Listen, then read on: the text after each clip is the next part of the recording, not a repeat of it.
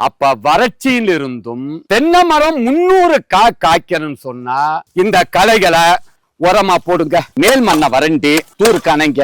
இங்க ரொம்ப போடக்கூடாது மண்ணு. இந்த புல்ல எல்லாம் பிடுங்குங்க. இங்க புல்ல இருக்க கூடாது. இங்க புல்லு இருந்தா பெருச்சாலி உள்ள போயிடும். இப்படி அடைச்சிட்டோமா வட்ட பார்த்து இதுலதான் குப்பை போடணும், உரம் போடணும். 20 to 30 கிலோ குப்பைச்சாணி. அப்பதான் மக்கும் சீக்கிரம். ஈரச்சாணியில தான் மண்புழு வளரும். காஞ்சதுல மண்புழு வராது.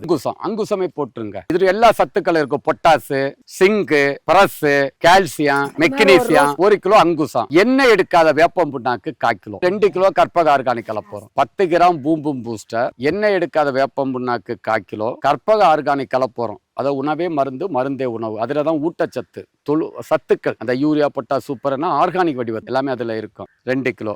1/2 கிலோ தென்னை நுண்ணூட்ட சத்து. இத குப்பைசாணி எல்லாம் போட்டு முடிச்ச பிறகு தண்ணி ஈரத்துல இப்படி போட்டு விடணும் மேலோட்டமா. அடுத்து மேல் மண்ணை வறண்டி லைட்டா மூடு.